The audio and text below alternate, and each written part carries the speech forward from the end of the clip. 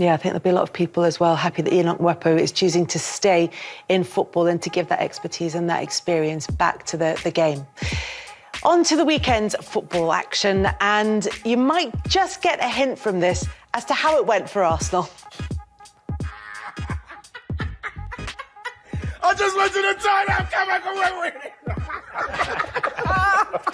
You did what? I said, because I literally, because I said, we started the show and I said, we've got to start fast. We've been starting fast all the time. I said, let me just go to the toilet quickly. And that's why I said, oh my God, I just got to the toilet. I want to come back and wake me up. That wasn't any clearer. Honestly, it was so... I thought that was after the win, not just the first half. No, because it was so exciting because I said it's vitally important we start fast against Liverpool because they start slowly.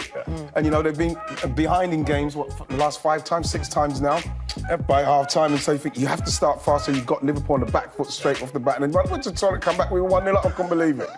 Look, we are going to talk about Arsenal in glowing terms, which is easy to do at the moment. They sit top of the league. But look, there are big issues at Liverpool at the moment, and there is a lot to get into. The most obvious of them, let's start with that, is this 7-year itch with Jürgen Klopp, that after 7 years, the cycle seems to come to an end. Do you think there's anything in that? I think that Liverpool are just going through a transition now, a natural transition. It happens. I think they were very much affected by COVID. I think that's gone under the radar in respects of how Liverpool regurgitate and bring people in, because I believe, I know Mane's gone now and it's a massive hole, but with a Mane, Firmino, Salah probably, two of them probably may have gone by now, and that would have given them the money to be able to refresh and move again, but that's not happened. They've actually signed new deals. I think Virgil van Dijk not long ago and Jordan Henderson, a few that they signed, so they wanted to see how much more they could get out of this team.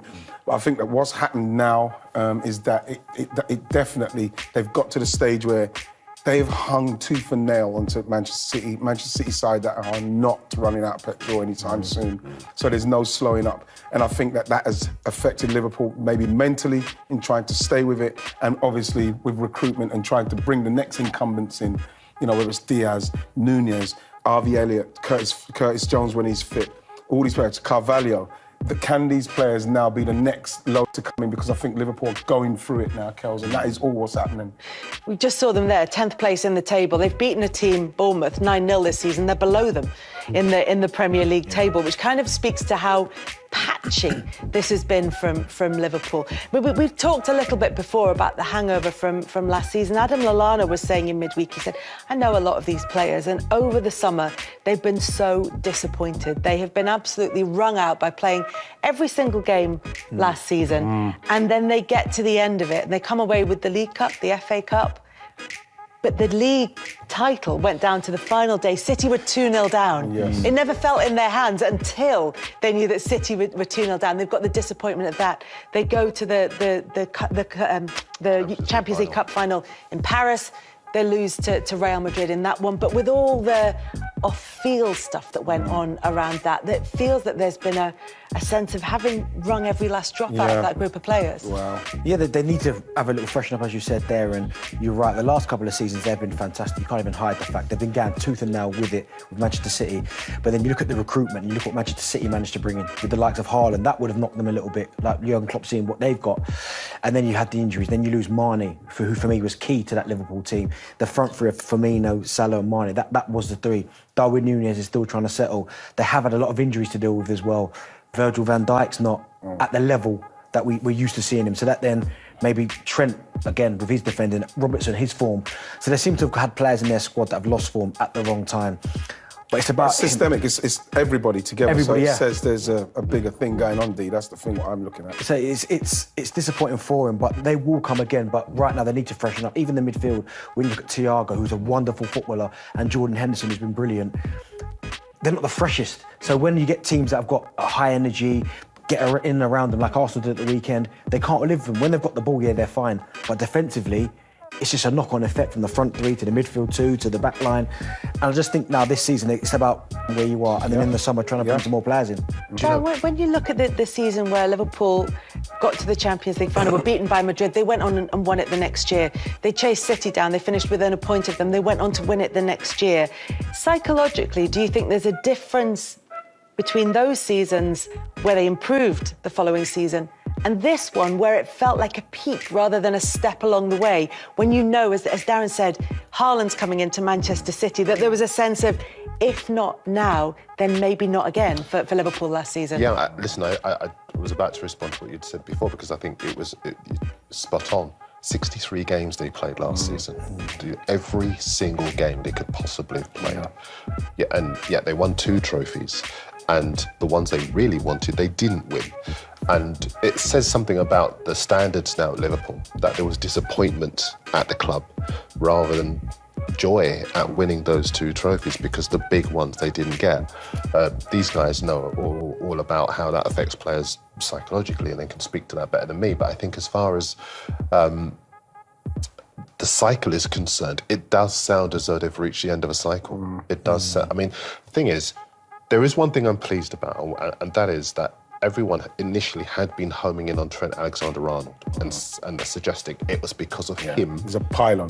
Exactly. There was a big pile-on, and yet they hadn't looked at the dip in performances from other players in the side, the lack of intensity. The Brighton game in particular was quite a good indicator of that, because they were given time and space to play. They're good players and good technicians, but it wasn't like Liverpool to allow the opposition to be able to do what they do best. And I think they can still score goals. They've got 5 in their last 2. So that strike force is okay. Nunez probably didn't help himself by getting sent off against Palace because he just couldn't get a rhythm. And again, you guys know better than me about that. But I think as far as the overall team is concerned, that midfield, first of all, the players within the Liverpool team that are injured, to me, I think they've always been injured. Matip, Thiago, arrived with injury. Naby Keita. Exactly. They are players that maybe, when they do look at the big picture, they will look at, well, do we need to look at our recruitment in that respect? Do we need to look at medical department?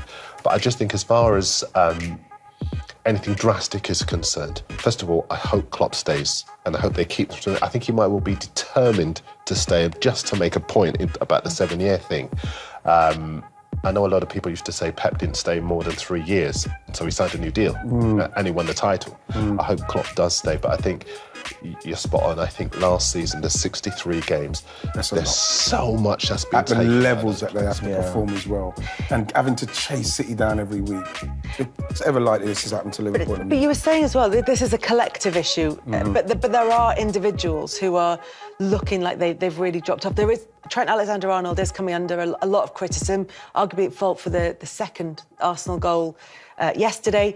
But also there are issues down that right-hand side in general, because Mo Salah has been moved to a slightly different position, and that's not working for him either. Again, you know, people talk about Trent, and you know, you see him in certain defensive scenarios, and like you think, oh, maybe he could have done this. But you look at that goal yesterday, and the way, the way Thiago is, I can't go too deep because obviously, people can't see the picture I'm trying to paint. But there's a move out of midfield, which then got Liverpool's team to come this way, right? So then when you've got the 2 holding midfielders coming this way, Jordan Henderson, actually, Martin Odegaard played the last pass into Martinelli.